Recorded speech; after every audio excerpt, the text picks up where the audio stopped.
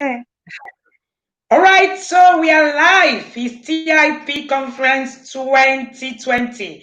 I'm guessing that our Facebook community is not connected yet. Okay, I think they are now. Thank you so much for being here with us. We're live on the third session for day 4. Whoops! The first 2 sessions have been awesome. Awesome. That's the word.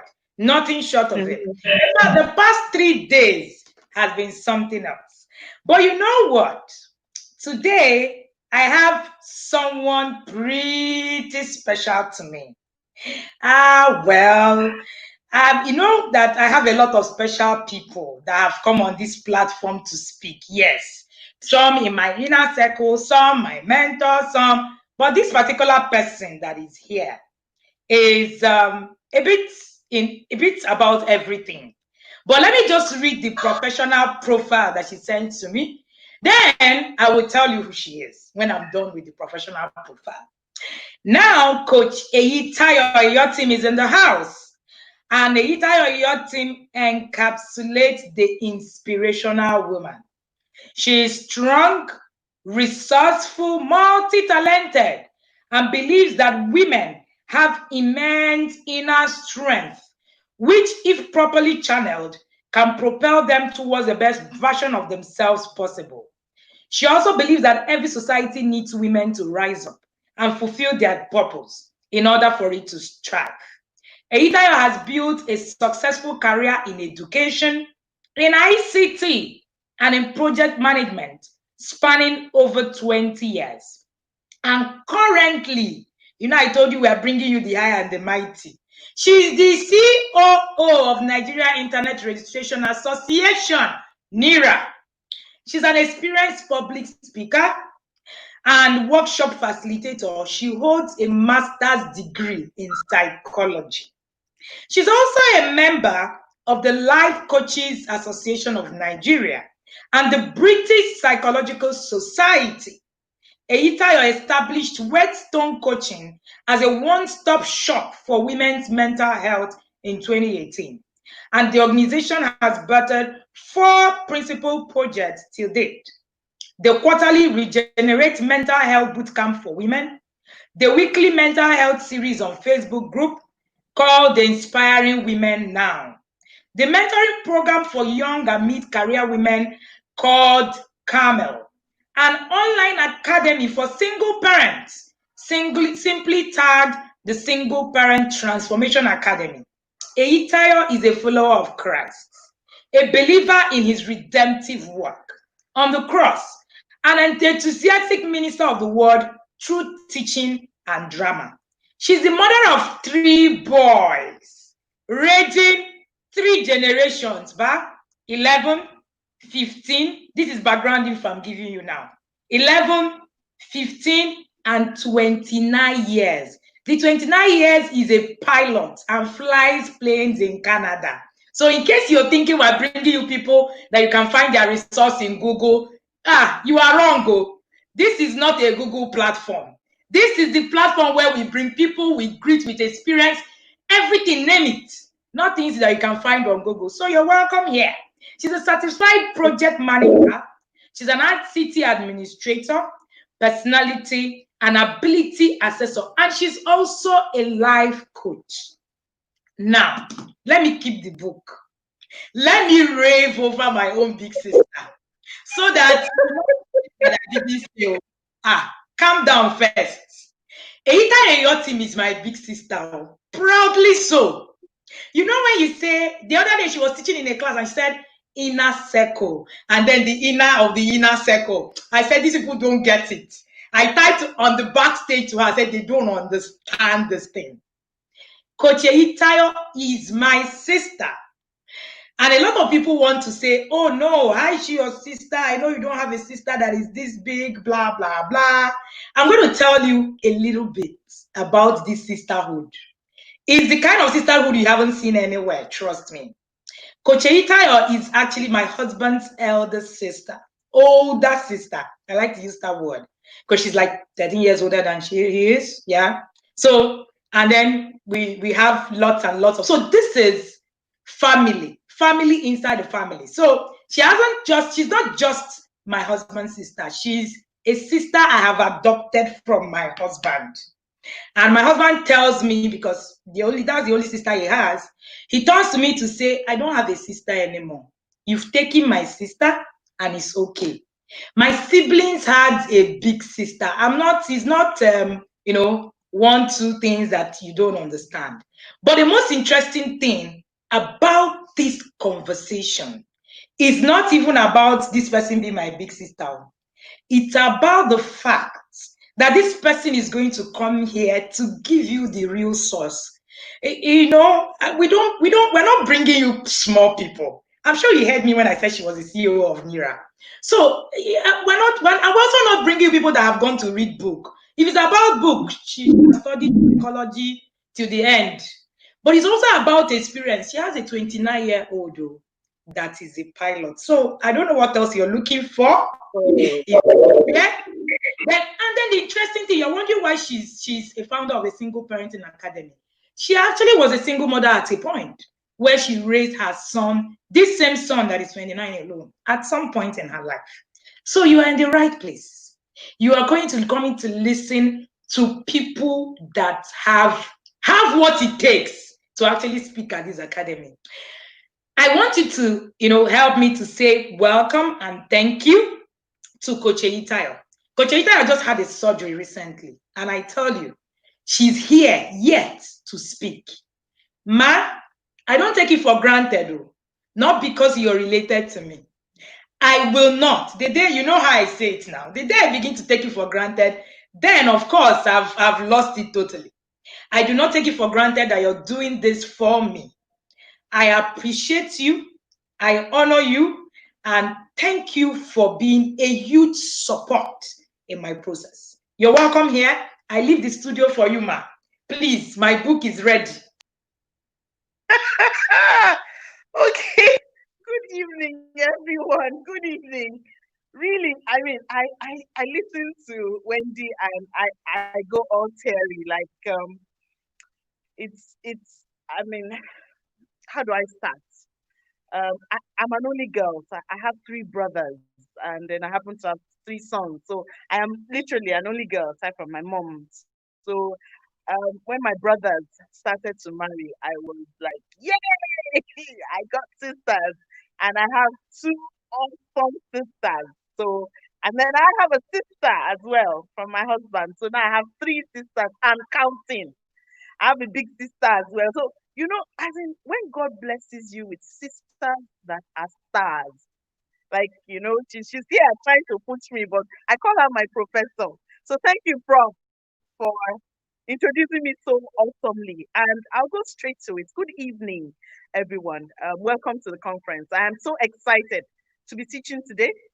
And I taught in the very first CIP conference. So this is really, really lovely for me. It's like coming back home. And I don't take it for granted. I appreciate the opportunity. I'm glad to be here. Like Wendy said, if you see me fidget, I had a surgery on my ankle. So I'm kind of raising the leg. But if you see me fidget a little, pardon me. I'm going to try and get as comfortable as I can and deliver the message. But please listen to this. Now, Wendy did mention that I have a son who is 29 and I had him at 19. So if somebody is qualified to tell you about single parenting, I was a single parent at that time up until I was 31. So that's 19 to 31, 12 years of single parenting. And I grew through the process. I didn't know a lot of things at the onset. And in fact, in the last 5 years, I've tried to make up for my lack of knowledge. So I'm excited that Wendy is doing this, that Wendy is talking about parenting. I just came from a meeting where we're discussing the issue of rape and the challenges. And we all agreed that there's a huge parenting problem. There is a huge parenting problem. So I just want to, as you're attending the TIP conference, I want to believe that you're parenting, the act and the art. of parenting will be renewed in Jesus' name. I pray that you will find the solutions that you need to be the parent that your children need during this conference. I'm going to be talking about healing as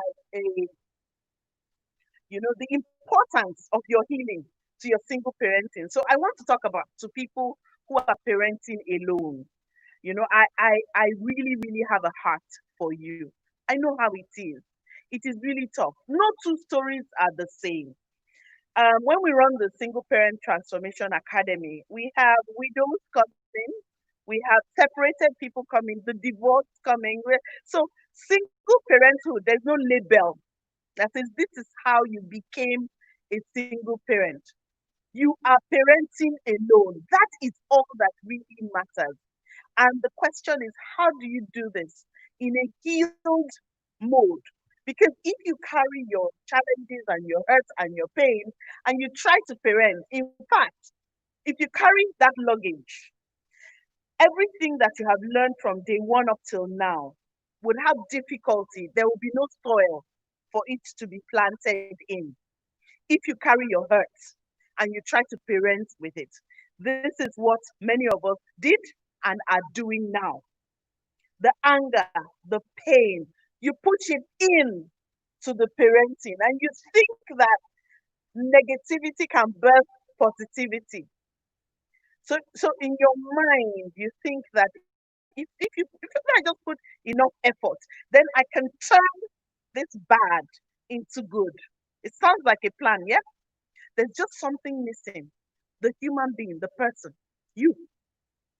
You were affected by whatever you went through, whatever it was that created the situation in which you are parenting alone. Whatever created that situation has affected you as an individual, one way or the other. Now, this effect that it has had on you, many of us don't stop to look at it. We don't stop to check it. We don't stop to fix it. We don't even take notes of it. We just start to run. And when you're parenting alone, I always say there's no time to think. Literally, you are parenting on your feet. As the challenges come, you are fixing them. Like, you don't have time. You don't have the luxury of, turning and saying, what do you think about this? Many of us don't. So it can really be challenging, therefore, when you try to do it with the pain, the baggage of the pain. And that's what I want to address this evening. I want to ask you, what have you done with the pain? Where are you on your healing journey? Are you healed? Or are you actually literally just doing everything you can just to show the other parents that you can, prove a point to the society, show your family that you can be good enough?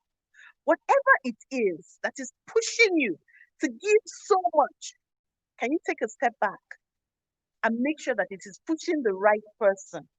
Because on the other side of your parenting are teenagers. On some side of your parenting, you have teenagers.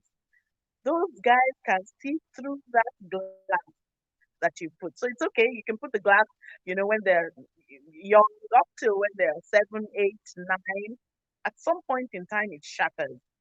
When the glass shatters and the real you is presented to your children, who will they see?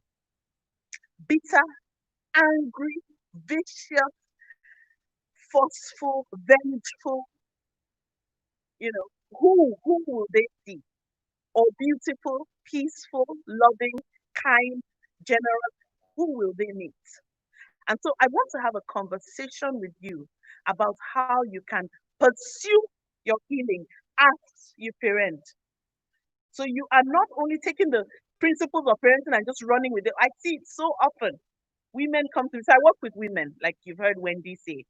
And so I meet every day. I meet with every day, literally. People are referred to me and I'm talking to women. And some of the things I hear when I'm talking is the past, the past, what they've been through, where they're coming from, and they never got help. Some were not old enough to find help. Some just didn't know where to find it. But the important factor at this time is that help didn't come. They didn't get help. And so they are doing so. I mean, obviously, you're parenting alone. So the child is not going to disappear for 2 years and allow you to get yourself together. So you are literally healing as you are parenting, and that combination is tough.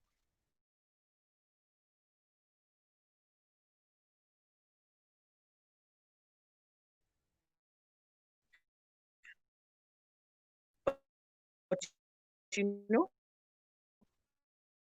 it's possible. And that's the conversation. And what happened that has made you parent alone? That incident, whatever it was, or group of incidences or events, whatever it was that got you to this point, that's where we start from. In some cases, obviously, in therapy, we might need to go back and look at your own role, your own responsibility in those events. But we don't have that amount of time this evening. So I'm starting from the event itself. What was it? Husband moved out, you moved out, there was domestic violence, um, somebody married someone else, somebody packed his bags and went up to heaven. You know, which one is it? Whichever one it is, it's in the past now. It is important that we conceptualize it in the past. I've met women who, for every post that they put, or for everything that they put, for example, the WhatsApp status, they check to see if the ex spouse read it. They call their children and ask, "What did your dad say?" So he's out, you're both separated, but he's still in control, or she's still in control, depending on who I am speaking with. And right now, this evening, we're speaking to male and female, fathers and mothers, everybody who is parenting alone. So I'm asking, what happened? You have to start your journey from what has happened. Because even when you don't consciously, uh, when you don't consciously think about what has happened is a major source of your behavior. Your values might even change because of what has happened. I meet women who say men have come. I'm sure you've heard it. So, like, every man is come because he had one bad experience. And then you put the label, and then you live with the label and you're angry. So, my first question is to you this evening is, have you put the past in the past? So, everything that happened up until whatever has the event, the defining event that made you start to parent alone, have you put it in context? Have you made peace with it? Is what I'm asking. Until you make peace with it, I mean, I've met people who've been separated 15 years, and every time they sit, they still bicker. They say argue back and forth. What happened? Children, but they can't achieve anything peacefully. This is a challenge to the children, and I'm going to go there, but I'm not there just yet. So the past is in the past, but have you put it in the past? That's what I'm asking. Yeah, so he did this and she did that, and she got away with this and he got away with this, and all kinds of things happened in the past. Have you put it in the past? Or are you still using it to judge? See, this is particularly important when the other spouse or the other partner or the other parent, whichever the case may be, goes ahead and now starts to work on themselves, and you get an improved version coming back to say, let's co parent. And you cannot co parent because you have all this baggage that you are carrying. So, have you put your past in the past? You need to ask yourself, is it really in the past? Or is everything that you are doing still defined by what the other person did do, didn't do, has done? I mean, you can just, you can extrapolate this to any level. And that is really, really a big challenge. So it is important that you put the past in the past. You might need help. You will most likely need help. So you need a therapist, somebody to help you put that past in the past. But my sister, my brother, put the past in the past. Leave it there. The next thing I want to ask you is, what are you going to do different? So many of us tell ourselves that the other party was to blame completely and we had no fault in whatever happened. And so we get into another relationship and we bring that baggage of who we were in the past relationship, we bring it here without growing. So the next question I'd like to ask is, what do you need to do different? So you are parenting now. What do you need to do differently? You have to be able to tell yourself what you need to do differently. You have to be able to find it. And the way to find it is to reflect. Is to reflect. How did you get here? It's to reflect. So, I, so many times when we have this discussion, then widows and widowers say, well, there was nothing, I didn't do anything. But we have some widows and widowers who can't move forward because of guilt. Yes, they still feel a sense of responsibility for how their spouse died, or for conversations they didn't have before the spouse left, or for arguments that happened just before. And I can go on and on. You know what I'm talking about. So you still have to ask yourself, what am I going to do differently? So I want to move on. I want to leave the past in the past. But who is moving on? You have to define it. So who are you really? Who is the entire? Maybe this is a good time for you to sit back and do an assessment of yourself. It's a good time for you to get to know yourself again, not within the context of a relationship, but as an individual. If you don't know yourself, then how are you going to even understand your own parenting style? How are you going to make these conversations that you're listening to? How are you going to make them a part of your life going forward? It is so important that you know yourself.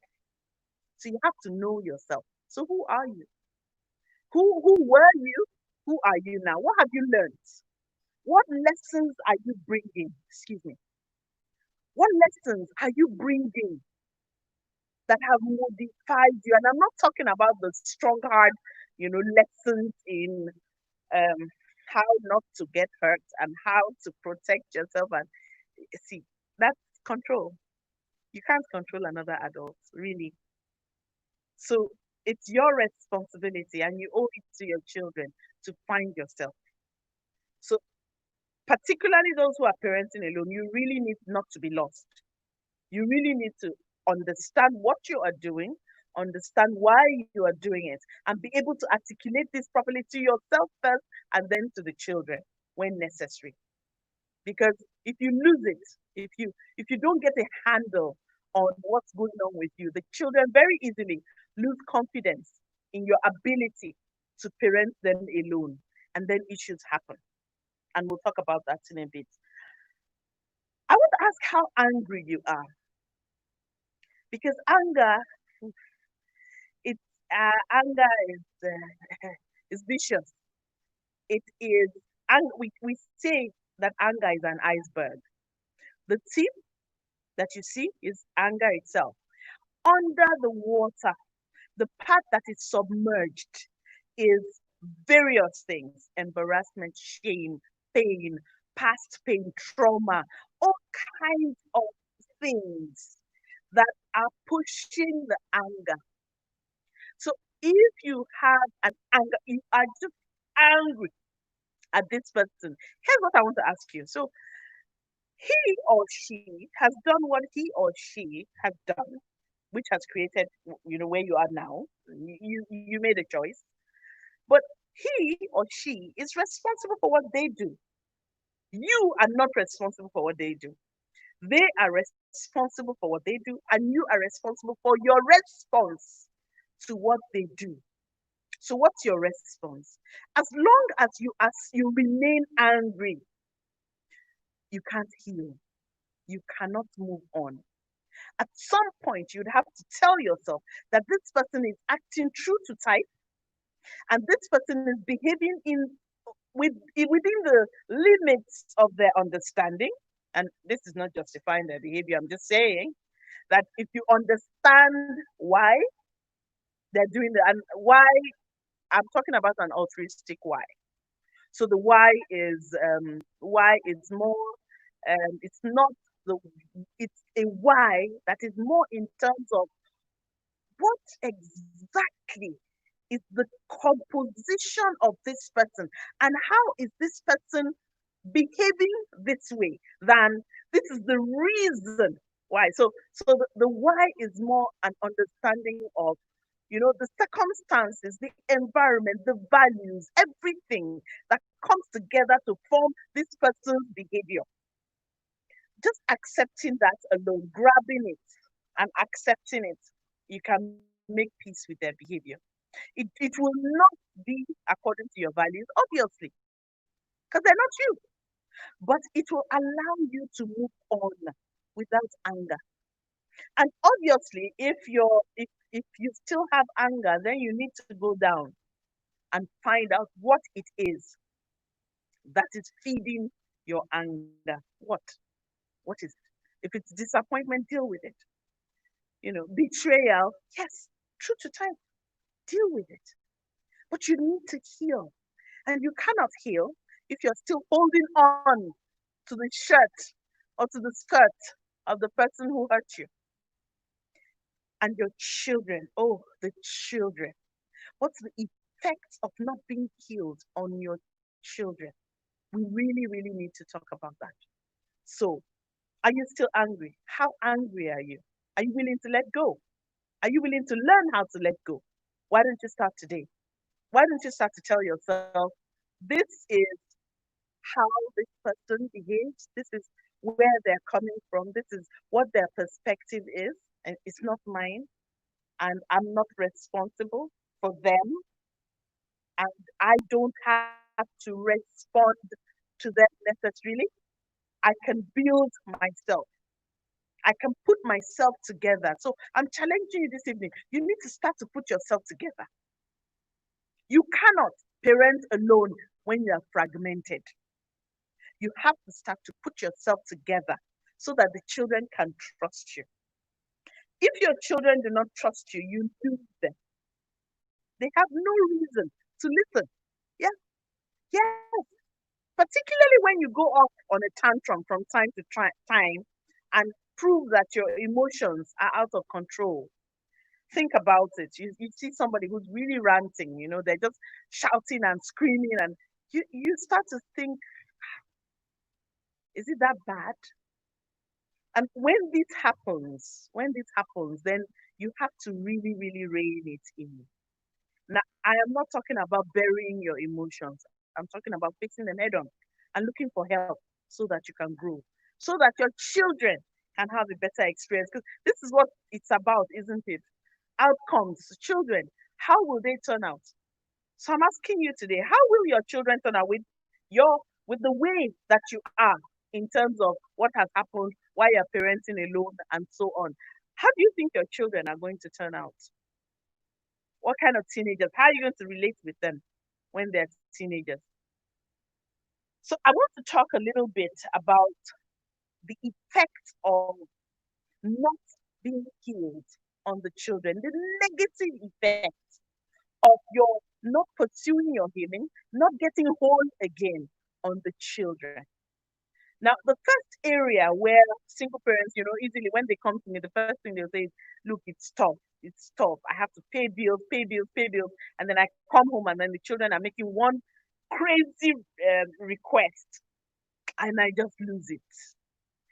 So, what you need to do is have a financial plan that allows you to have discussions with the children about how far you can go, how much they can have. Don't enter into panic mode every time they come and ask you for something. So let's talk about your finances. It's one of the areas where you get angry. You get angry because you think we could have been two. This could have been handled if only she was here, if only he was here. This is not a big deal. It's a big deal now because I'm having to drag it alone. And I'm saying, what do you need to do to modify your financial planning? What commitments are you driving from guilt? I met a woman once whose children were going to a particular school, and she maintained them there with dire consequences to her finances because she wanted to prove to their dad that she could maintain the standard. Girl, you don't have nothing to prove to anybody. So you need to sit back and look at your finances and tell yourself the truth. What can you afford? You might need to move away from where you live. You might need to take up another job. You might need to start earning money in other ways, multiple streams of income. If you allow the financial pressure to get to you, what usually happens is, first of all, the children are neglected because then suddenly you have to spend longer hours. You have to, you're focusing so much you can't afford to lose the job. You're also taking on extra jobs. So imagine doing this fragmented without being healed. It's a recipe for disaster. Your stress and anxiety levels will go through the roof, and you cannot parent if your stress and anxiety levels are through the roof. How? What kind of parent would that make you? So you need to look at your bag, you need to look at your finances, you need to think about them, and you need to start to start to think around how you are going to plan differently. I meet women who are quite comfortable, and yes, I'm giving examples with women because I work with women. So many of my examples will be women, and so but it's the same. It's the same. So yes, I know a dad.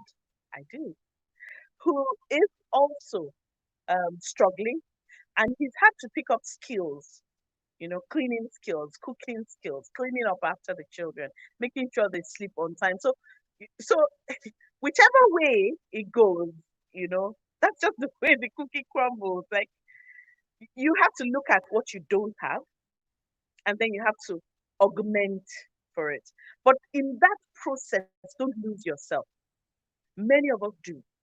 And then much later, we start to drive, we try to guilt trip our children because of the time we purportedly spent taking care of them, all the money, all the general, the resources in general.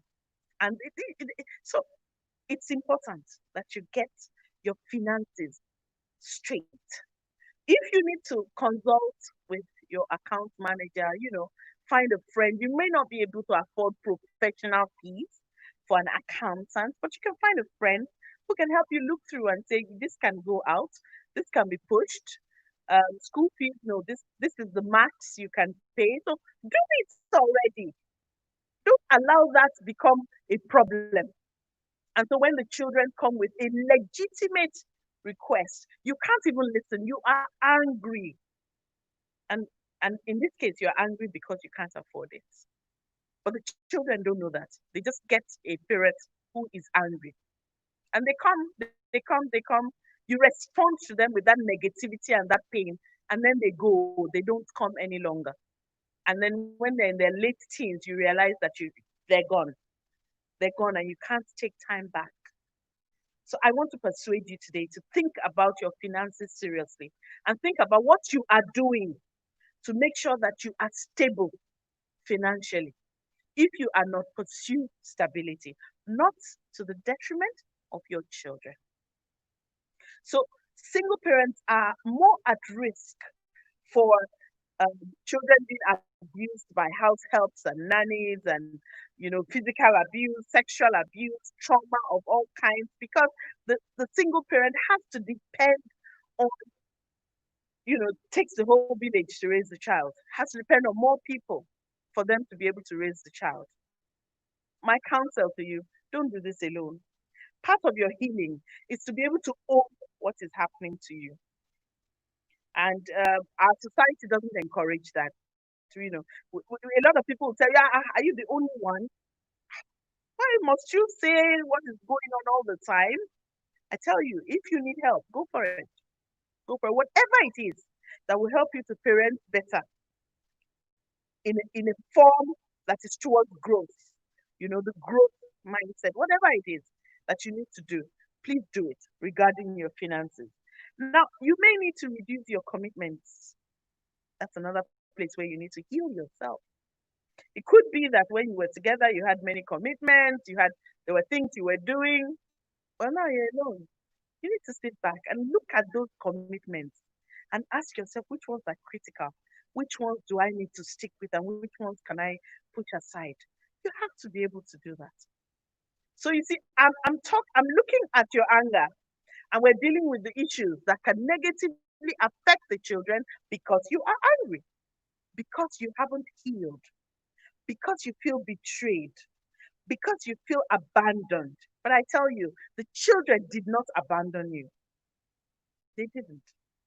And so, I mean, it's more difficult again when the children actually are old enough to continue to have a relationship with the other parent, and you're thinking, hold on, this person this person is not contributing, is not playing his or her role, has no, and then where do they get off?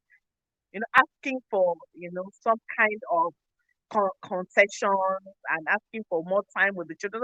It is so easy to lose it. It's so easy to fly off the handle. Trust me, been there, done that. So you need to be conscious about your healing. You need to pursue it at all costs. Now, one of the things also that we see often is that with single parents, parenting quality is particularly low. So I talked about the fact that a lot of them have to depend on house help, relations. They have to find a balance. They have to find a structure that works. Some people are lucky and they can bring the grandparents in, and that just it works perfectly. Some are lucky, they can ship the children off to siblings. That works as well. If you are not in one of those groups, then you really have to put together a plan, because low parenting quality. So when people say, excuse me, when people say, excuse me, when people say um, single parents produce maladjusted children, it's a blanket statement that if you don't break it down, then you wouldn't be fair to the many single parents who have brought up balanced children. And this conversation is about how you, when you're parenting alone, can be healed so that your children can be balanced. Now, low parenting quality is one of those factors that bring up that statement of children who grow up with a single parent are maladjusted. Many times, single parents don't have a plan. They don't have a plan for parenting. I was sharing in the academy the other day how easy it is to find a trusted auntie, a trusted uncle who can attend a school function on your behalf if you just think in advance. Many parents would rather say, look, I can't make it, and that's that. But you see, the child just needs to know that you're going to go the extra mile to make them adjust to the situation. We forget that the children also lost one parent. Many times, in our pain, in our anger, in our desire for retribution, and in our vengeful thoughts and behavior, we forget that the children are in pain. And so our inability to think about the children when we're putting together a plan is part of the things that cause low parenting quality. And when there is low parenting quality, I mean, this is not, it's not necessarily only related to people who are parenting alone. Low parenting quality across board.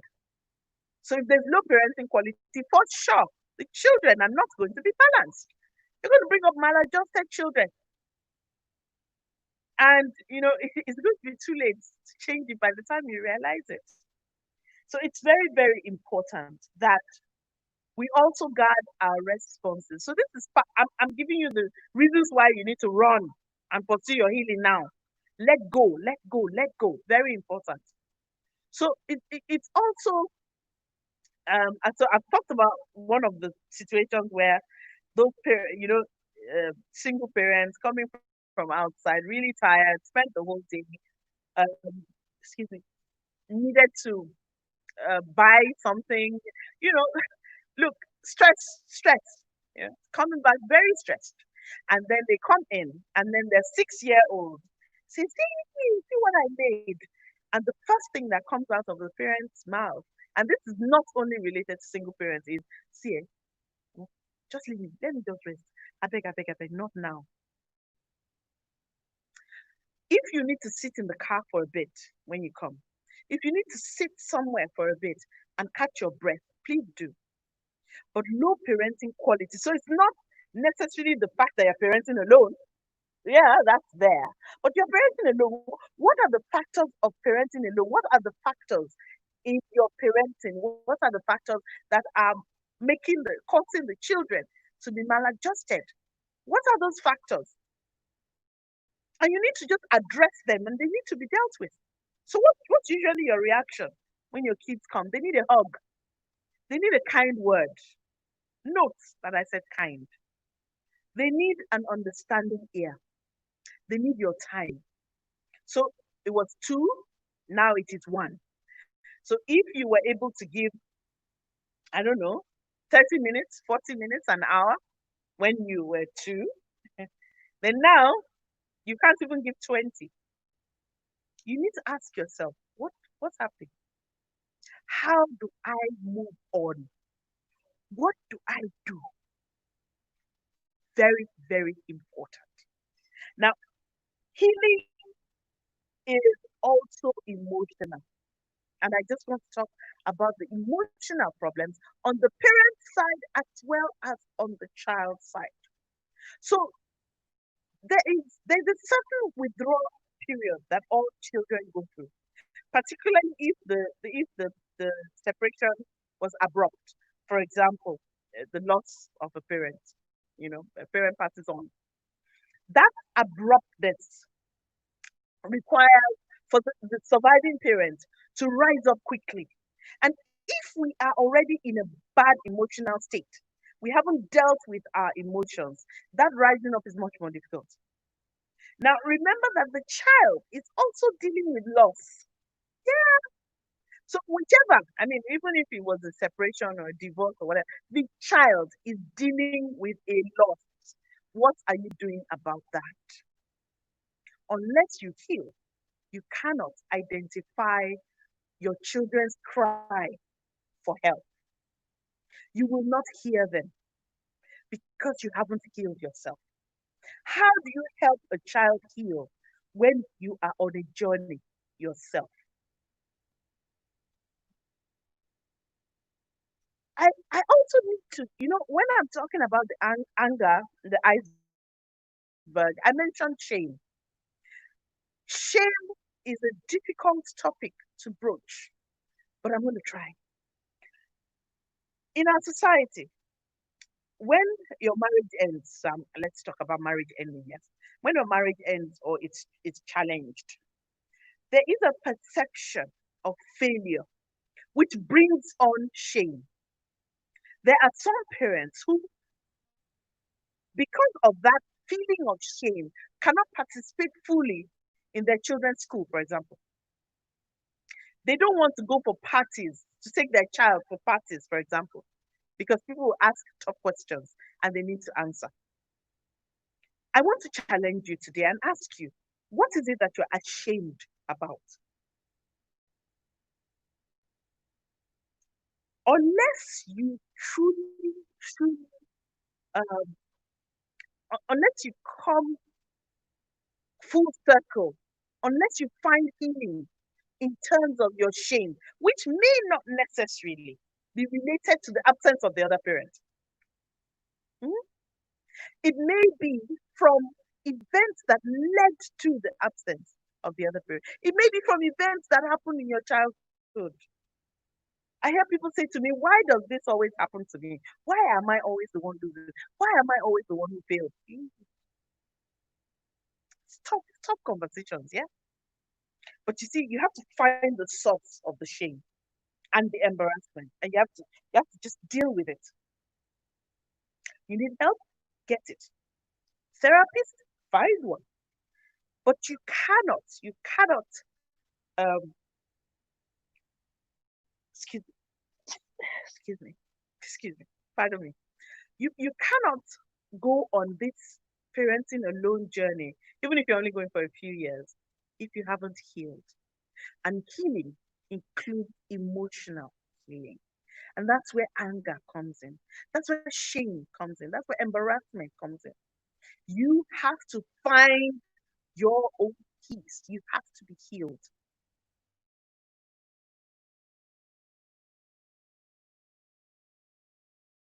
So, what is it that is embarrassing you? What is causing you emotional pain? Yes, you're probably to go back to the root of how you are feeling and deal with it. And you know, you can't predict how much work is going to be, but I challenge you, love the work, embrace it. Because if you have older kids, for example, just the fact that the parent is taking steps to become a better parent is an awesome experience for children. It's a lovely experience that you want to parent me better, particularly when your kids are older. They will support you. And, there's a section that we do in Single Parent Transformation Academy where we say, go and ask your kids how they feel about you. And, excuse me, the older the children, the more um, the more honest they are. It's an opportunity to tell daddy or tell mommy exactly how we feel, and they do it without holding back. Now, when this happens, take it. Don't consider the children. So consider their pain, because it's in these conversations that you have with them that you're able to pinpoint their pain, that you're able to see where you need to work. So yes, your parenting quality important. Now, what conversations are you having with your children? Oh, I cannot end without having that conversation, without discussing this. Many people who are parenting alone turn the children into a spouse. Or, well, okay, into an adult. Maybe a spouse is a little bit extreme, but into an adult. So you come back home and you have adult conversations. Imagine, look at what your mom said, look at what your dad did, look at what you have adult conversations with children, and you take away their childhood. And you wonder why, when they become teenagers, you can't rein them in. They don't listen to you. Yet, because you didn't show self control, and you didn't show that you're an adult and you can deal with your adult problems. Please stop making your children grow up too quickly because of your emotional pain. You need to find help. So when we see people who are parenting alone and they start to say, oh, I was trying to explain. And then I ask, at what age? 6? You don't even get, excuse me, you don't even get what is wrong with you. You haven't quite figured it out completely yet. And then you want a 6-year-old, a 7-year-old, a 9-year-old to understand when two adults have issues. I beg your pardon. That's totally unfair. So adjustments happen, and they are necessary. So you have to be willing to help yourself adjust so that your children can adjust to their loss. You have to be willing to teach yourself how to heal so that your children will have a healed parent, a whole parent, not a damaged parent, not a hurting parent, definitely not an angry parent, not a regretful parent either. And it's interesting. Sometimes I have to remind parents that the other parents, it's still their parent. You don't get to choose when they're older. You don't get to choose whether they relate with the other parent. And when they're younger, you know, excuse me, you might be able to get away with that when they're younger. But as soon as they start to get older, they will start to relate with the other parent. If you haven't healed, oh, this is where the layers will really come up. You will just you will unravel. You will unravel because it doesn't matter how much pain you are in. That other person might actually be a good parent. They might not necessarily be a good spouse or a good friend or a good partner, but they might be a good parent. And this is where sometimes, so parents come later and say, imagine, I give my entire life. I look at what I did. I did this and I did that and I did this. And now the child just packs his bag and goes to meet his father or goes to meet his mother. In order to prepare yourself for their adulthood, where they will be able to go on and make the necessary changes, they don't need to ask you. So prepare yourself and understand that they deserve both parents, even if you are not together. So how can you co-parent if you haven't healed? It's going to be extremely, extremely difficult. So when we talk about low parenting quality, I need you to ask yourself now, do I have enough time? Where are my emotions? Am I at peace? When they come around me, do they feel peaceful? Do I exude confidence that makes the children stable? Or are the children scared because they don't know what I'm going to do next because I keep flying off the handle because I haven't healed? So you need to heal. Whatever it is that is still going on, and yes, something happened, an event took place, and you started parenting alone. But whatever it is that is still going on, that is still challenging, you have a responsibility. You have a huge responsibility towards yourself and towards your children to find your healing. Our perspectives, I just want to touch on perspectives. It's important that you understand how your values have influenced your perspective and how your perspective of what is right and wrong might not necessarily be swallowed by your child when you're parenting alone, hook, line, and sinker. Sometimes you may need to give something. Now, if you have a hard sense of control, a very deep sense of needing to control all the factors because of what you've been through, which is something that happens to people who are parenting alone because they've been through a lot. Things have happened. They have been through a lot. So many of them come through, or many of us, let me say, come through, guns blazing, pa, pa, pa, pa, pa. Everything is scrutinized, it's thought of, there's no trust, there's all that baggage. Don't transfer this baggage to the kids. You have to find your help. So think about your perspective. What is it that is driving the way that you're thinking towards this particular event? The way you're thinking, what's driving it? Because if you can't find where the pain is, oh my goodness, you have to find where the pain is. Where is your pain?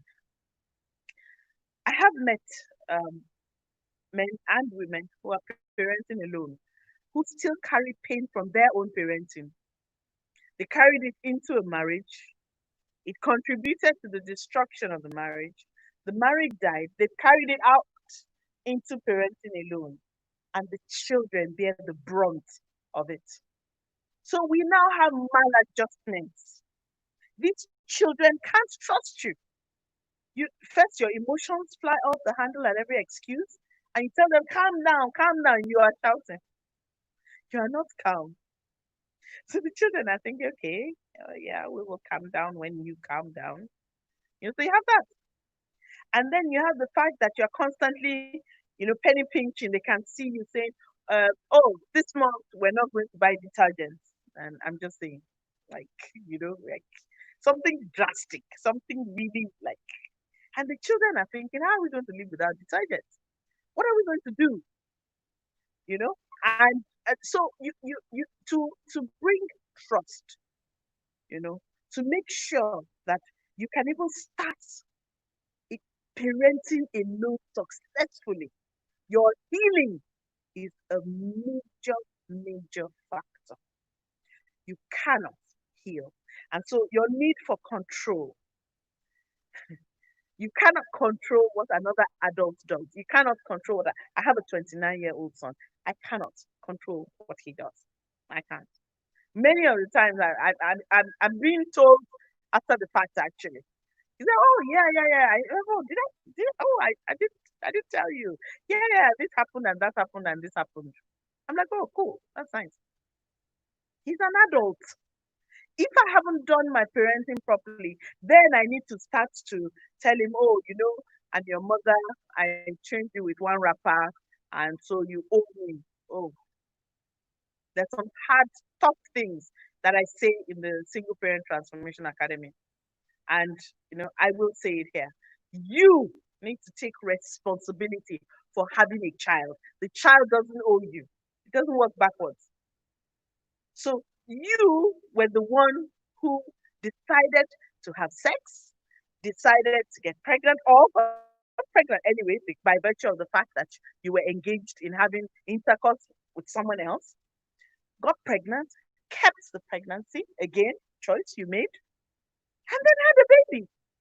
At which point did the child have a choice in where to go?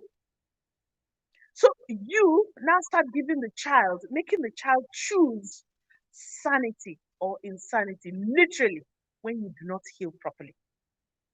Stability or instability, literally, when you do not heal properly. In a very short while, if you don't heal properly, the first child becomes a parent. Oh, it's so unfair what we do.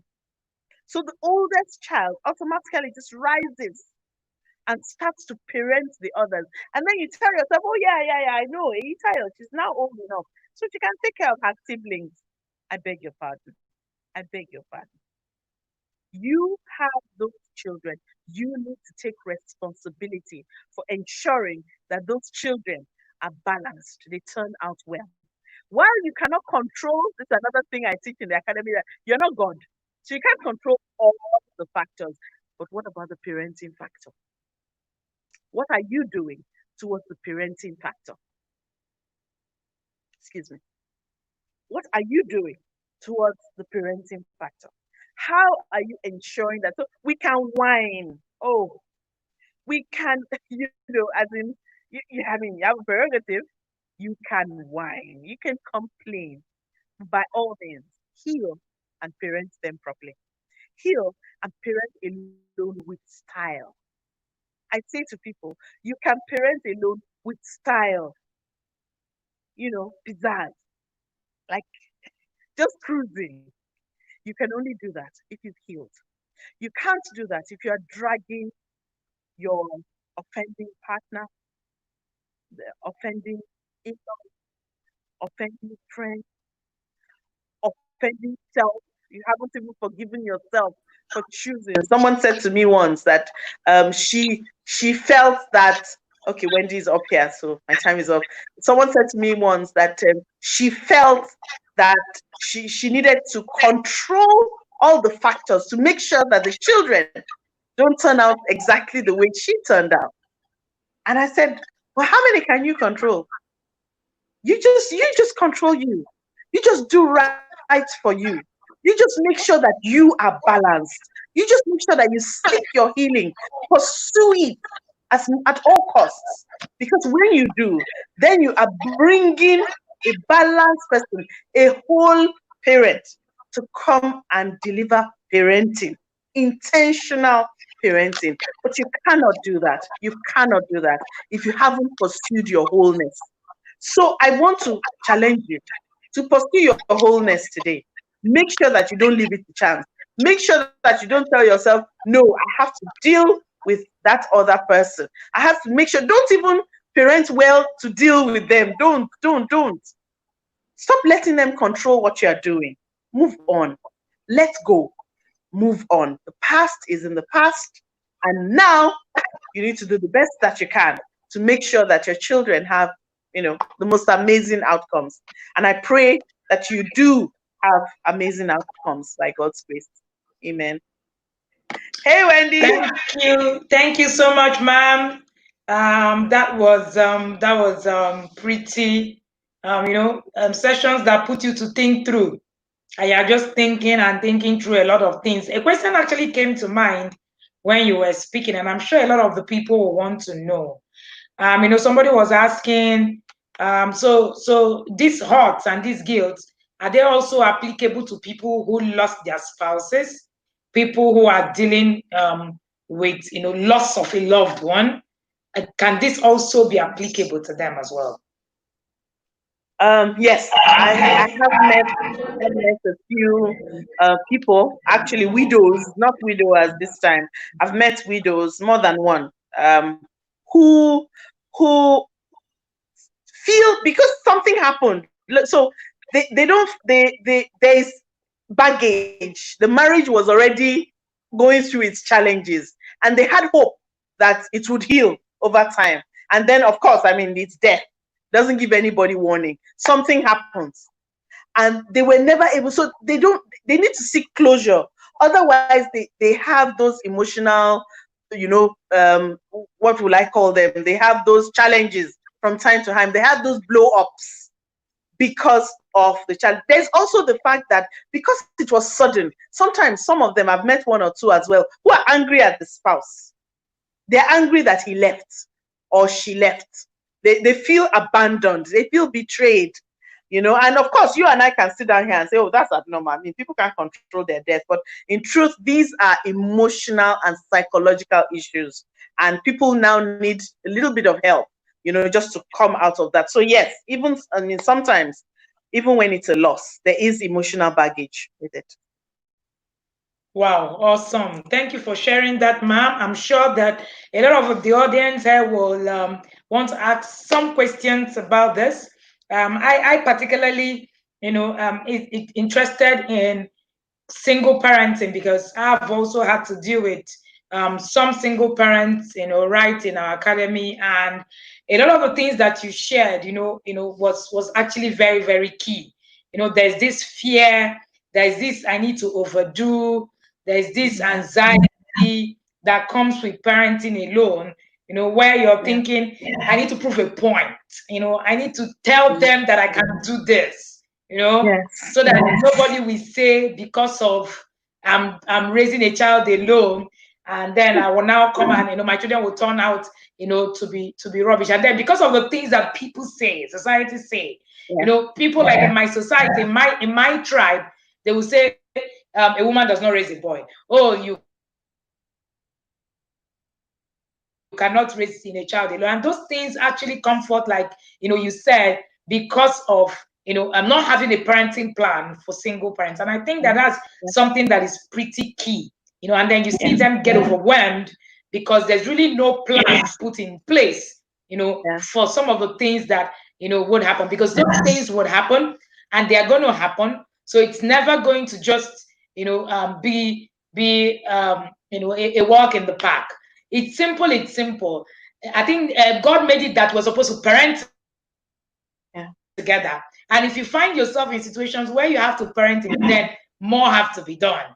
So it's not even something that we need to fight off, right? Okay, so we have a lot of accolades raining in the comment section, and where they're saying, oh, thank you so much, ma'am, amen, thank you, Coach Eyitayo. We haven't seen any question yet. We're waiting for the questions. Somebody said that useless Igbo saying. All right. Nkechi Wadia said, I was a mess 2 years ago trying to prove a point. Mm, Then mm, he was mm, talking. mm. Thank you so much, Nkechi, for that. I appreciate you, ma'am. She's also part of the Single Parents Academy in the Coach Eyitayo's Single Parenting Academy. Right? Okay, so we have a lot of questions. Please, somebody said, control you, be balanced, chase your wholeness. This is deep. Amen. Thank you so, Yes. so much. And Sosa, I'm going to bring Sosa's quote right on the screen. The other parent might not Mm, have been a good spouse, friend, or yes. partner, but could actually be a good parent. Yes. And Mm, your children will naturally gravitate to the other parent as they grow up. it is important for you to heal and exhibit wholesomeness. Thank you It's so so up. much.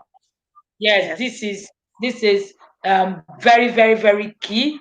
Yes. And this is pretty important. Someone says abandonment feeling must be dealt with. Okay, I don't know what Yes. this is referred to. You know that feeling when they feel that the other spouse has escaped and left me, like I'm abandoned with the children. You know that you have to understand that the other parent is also dealing with their own issues, and they have also deep issues. Anybody that does that has issues, so don't go and join issues with somebody that already obviously has issues. You are not abandoned when God is on your side. So look back and look at God, as He's standing behind you, and focus on that. Yeah, I also think that this abandonment feeling also comes for people, for widows. I've been privileged to be quite very close to, some close people, friends who are, widowed, and sometimes I think the abandonment feeling also comes into play, even for widows. They actually get angry. They get angry at the other spouse for leaving them. Like, how can you? Interesting. And that is also part of the healing process. Yes, you have to heal. Interesting. All right. Okay, so overproving points can get the points lost. That is what Ajibola is saying. Good one. Yes, overproving points can actually get the points lost. Yes, a lot of the times is actually one of the biggest challenges of single parenting. Yeah, trying to prove a point. Yeah. They said I cannot make it. They said so this cannot. I have to. So let me tell them. Let me tell them that I can do it and I can make it. Right? Okay. So Nkechi said I was advised last 2 years to take back the kids to my spouse as I can't be suffering and he's enjoying. I actually get angry easily. I know. That's a good one. I know. All right. And sometimes, Wendy, that image of enjoyment could also be the other spouse also doing the same thing, like I'm doing without you. I find that sometimes too, that's that image of the other spouse enjoying is actually intentional. It's actually designed to make the abandoned spouse feel worse. So don't take it to heart. Don't take it to heart. Many times. Interesting. That's an interesting perspective to that. I haven't even thought of it in that way, and actually, that's true because there's a lot of. I can show him that I'm doing well. Recently, I also want you to throw more light on this. Few days ago, I got a call from a single father who's been parenting alone for the past 2 years. And the daughter apparently had gotten into porn, gotten into a lot of dangerous, risky behaviors. And he, according to him, he says that he was finding it difficult to actually be able to, deal with it, have the conversations. And, he was trying to say that there's actually just so much I can do being a man raising girls. And, he tried to, reach out to me to see how we can help this teenager. And, while we were talking, I said, while we can create a system that can help your teenager, however, you also need to be able to deal with it. Your wife needs to be able to come, with you to be able to parent together. In such cases where the other partner is not willing to co-parent with you, what do you do? So we teach you in the academy the importance of having parenting models for your children. So you have to consciously go and seek models. And I like to use my example. So I was young, but I was lucky that I had 3 brothers. So my son literally fell into, now Wendy, he kind of, just fell into, it was a good age. He fell behind, far behind, but he still had 3 big brothers to kind of guide him. And over the years, they've now become men, they have their own families. So he still differs to them. So I was lucky, I was blessed. But there is actually a conscious seeking of models that needs to happen. So, for example, this man needs to look for her friends who are stable and then befriend the family so that she can go and have a mother figure in the mother of a friend. So that's one aspect. She might have a sibling. So I always say, look, when they say it takes a whole village to train a child, there's nowhere it is more true than when you're parenting alone. You have to allow yourself to have help. Don't try to do it alone. Work that is meant for two people, you want to, I tell people in the single parent transformation academy, stop saying I'm mother and father. You cannot be. You can be a very good mother. You can be a very good father, but you are not designed to be mother and father. It's a fallacy. And so you fail. So don't tell yourself, I'm going to be the mother and the father. It's a fallacy. You can be a very good mother, very balanced, healed, compact, but you still need a father figure for your children. Because the male thinking and the female, you know this, we don't think the same. They say men are from Venus, women are from Mars. How do they say it? So you can never give the child the perspective of a father. You will always be a mother because you are a woman. So it is so important that people who are parenting alone identify models. They have to.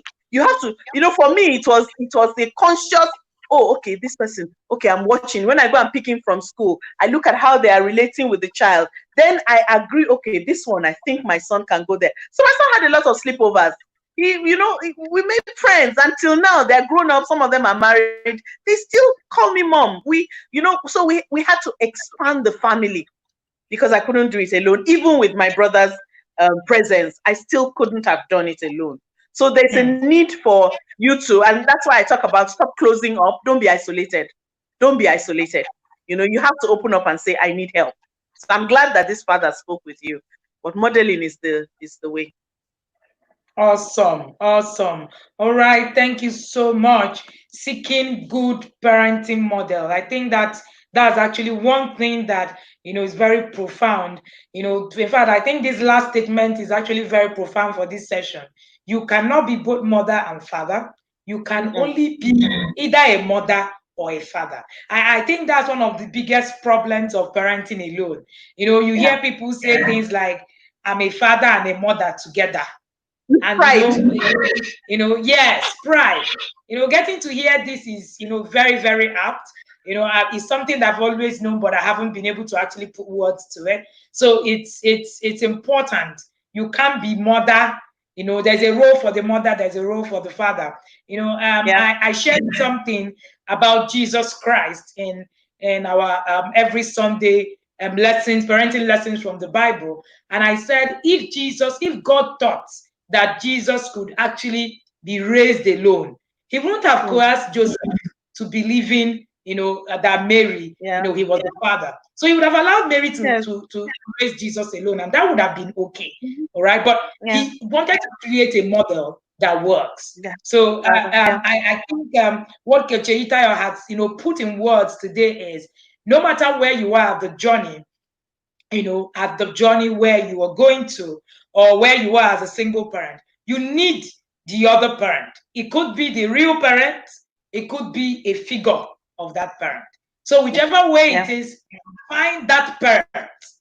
Don't replace yourself with that parent.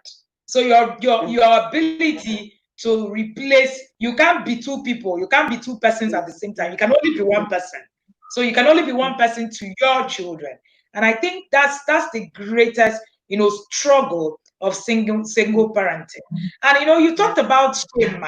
I also want you to put in a lot of word, a lot about single. So what we call single parenting in Nigeria is when you give birth before you get married. But I think it's beyond that. Are there also parents who are parenting alone, yet they live with their spouse? Is it possible? It's interesting, Wendy. We have had actually more than 4 of those kind of situations, maybe more than 6, pass through the academy. They live in the same house with another parent, but the other parent is absent. The other parent is not playing any role at all. Literally, I mean, the other parent is non-existent in the life of the children. Unfortunately, that situation is one of the most challenged situations. I'm using the word challenged because in that situation, it's difficult to even take decisions and action them alone. Even though that parent is literally absent, they still want to be able to participate in the decision making. So you cannot even decide that, oh, this is a good model and this is a good father figure, or let's say the father, and I want my son to be able to go. That's when the other parent will now come and say, no, he cannot have a sleepover. Just because the other parent sees themselves as being in the house, even though they're not participating in the parenting. So this particular situation requires a lot of support from people who are older. Seek out people who the other party respects and let them be able to say, it's okay. I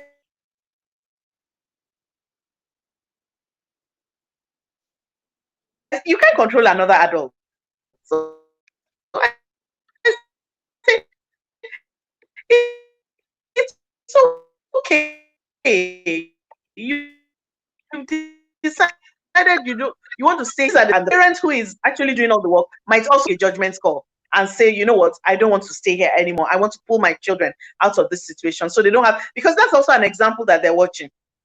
It's the parent is modeling bad parenting for the children by being in that space. So they might not be physically abusive, but many times they are quite emotionally abusive. That is emotional abuse. Being in the house and not participating, that's emotional abuse. I've heard of a father who can go off for 4 days and shows up just, when he likes. That's abuse. That's abuse. So, so yeah, it's also a situation.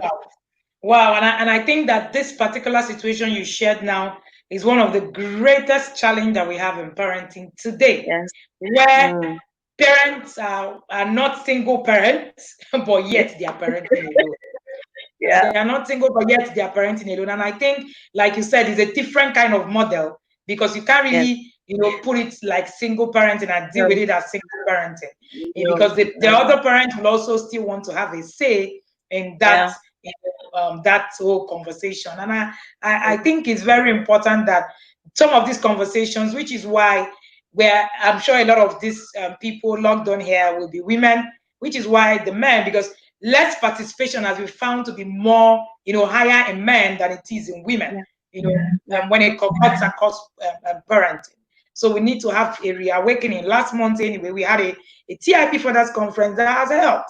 And I also know that Coach Eyitayo also is hosting a conference for men also coming soon. And all right, and where she's going to be bringing experienced speakers to be able to speak to the men also. So yes, it's a subject that we need to start talking about. We're not going to leave it, like that. And I think that that's what we have, and we do not have more questions. All right, supporting each other all the way. More questions. All right, thank you, Amolala. Amolala says, Coach Wendy's, my yard people in Coach Wendy's voice supporting each other all the way. Thank you, my yard people. I see you all. Thank you so much. The exclusive parents in the TIP Academy that I refer to as my yard people. There are about 80 parents in that circle. Awesome parents, amazing parents. And we have a father in that circle as well. So fathers are welcome. It's not only one. Oh, yes, interestingly. All right. Wow. But it's such an amazing place to be. And I see you all. I see all the parents. And a lot of them I also have attended Coach Eyitayo's Single Parenting Academy. If you're single, if you're parenting alone, this is one academy that you want to actually go to and be able to get, lots of experience on how to deal with, this. If you are divorced, if your spouse, is late, it will be good that you actually, begin to look at the resources that will help you to be able to do this alone. From the first day to this day, one of the things that the coaches have made us understand is that we need to seek knowledge, we need to seek help.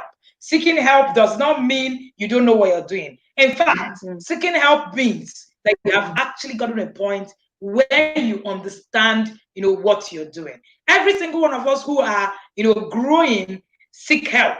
Very, very, very important. You know, here we are, and I said it from the beginning with my notes, jotting down, you know, everything that have been said in this conference. And we're learning. Provided you're parenting, you're learning. Coach Eyitayo has parented a 28-year-old who is a pilot, who is, you know, when you say we have turned out well in all ramifications, it's not the one that we know. I know, at least I know this person. All right. And yet she has other children that she's parenting, and yet she's, you know, continuously learning. All right. She has learned, you know, so much, you know, going through, you know, the years, because she has children in different generations. And we must understand that raising children in different generations is, you know, is different. It's not the same. Earlier on today, we already have had 3 coaches down. We had the first coach speak from the US, you know, being able to separate, you know, talking to our children and talking at them. And she gave vivid examples that you can relate with. And then we also have the second speaker, Taiwo Akinlami from Lagos. We have had 2 speakers from Lagos today. 2 speakers from Lagos, 2 speakers from the US. Awesome time. And Taiwo Akinlami also was one of the very first people with Coach Eyitayo to speak at the TIP annual conference in 2018. These people were like a bedrock. When we were just crawling, they decided that they can do this with me. That's why I told you that these are people who have, you know, been part of TIP Academy from day one. It's not just, you know, from day one. And we're also going to have one other coach that have also spoken in that conference on Saturday. ZOB will be here on Saturday to teach us about homeschooling. We call her the homeschooling queen. She homeschools 3 of her boys right in the city of Lagos. So after this session, we are coming back here at 10 p.m. We have a couple that is going to be speaking about step parenting. You know, we're bringing all aspects of parenting to bear in this conference. So they're going to be teaching us on step parenting. Step parenting, you know, how they were able to run a blended family. They run a blended family right in the US, and they're going to be sharing some things with us, because I know that there are people who are married to widowers, you know, widowed or divorcees and all that. How are you coping? What are you doing? That's what that session will be about. And it's at 10 p.m. So we're going to be running a 10 p.m. session because this couple live all the way in the US, and that was the time that could fit into our session. And then we will return here tomorrow again to continue every one of the session at the conference, the TIP conference. Someone is saying, if your spouse is in another state or country. Oh yes, if your spouse is in another state or country, I'm sure you're parenting alone, ma, right?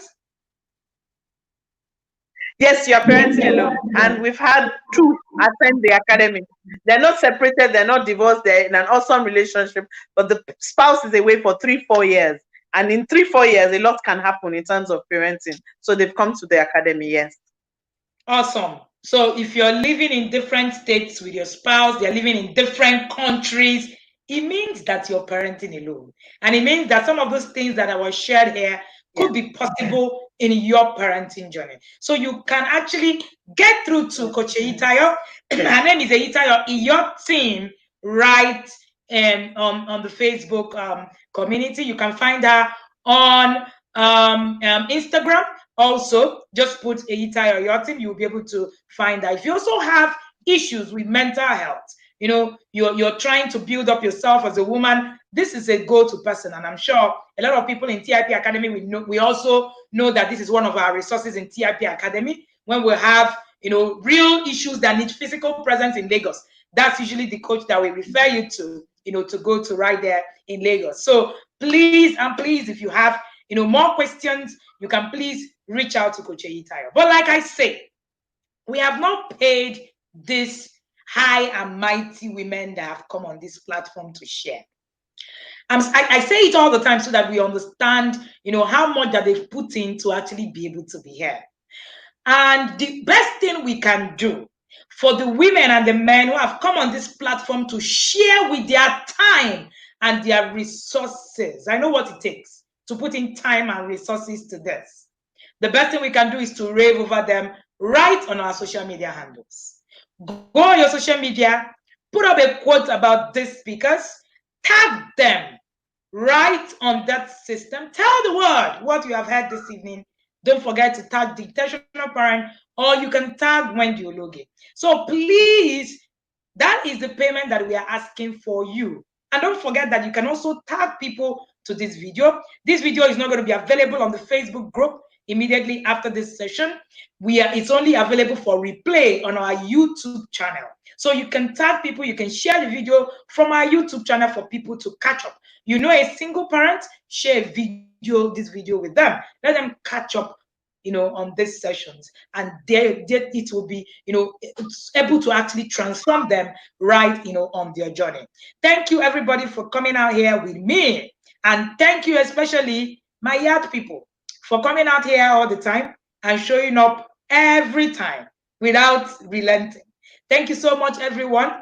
I want to appreciate all the speakers so far, and we return here exactly 10 p.m. 10 p.m. to have this last conversation from 10 to 11 p.m. And then we return tomorrow. Tomorrow's session, we're going to have a back-to-back session. And tomorrow's session starts at exactly 5 p.m. 5 p.m., we're going to have 19 Chichi, speaking from the city of Aba. 19 Chichi has worked with teens for years now. So she's going to be speaking from Aba. We're also going to be having Kate Joes.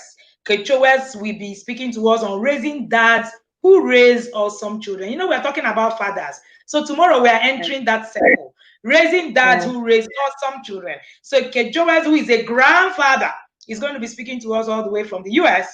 And then we're going to be having Akinole. So he's going to be here raising boys who matter. Akinrobo is not a new face in the TIP Academy as well. He spoke last year. In fact, he opened up the TIP conference last year with a topic, Daddy, where are you? It was explosive. It was explosive. I remember. And we can't forget that topic. So he's going to be here tomorrow speaking on raising boys who matter. And then we're going to have my very own friend, Irene Bangwell, talk to us on raising girls who dominate. There's no better person to talk about that topic. Irene is going to be here tomorrow, right at 8 p.m. to share that topic. So from 5 to 6 to 7 to 8 p.m. And it's a marathon, but it's a Friday, and I'm sure we are up to it. So thank you, everybody. And we're going to be here right at 8 p.m. to continue and conclude this conversation. Thank you, everyone, and do have a nice evening.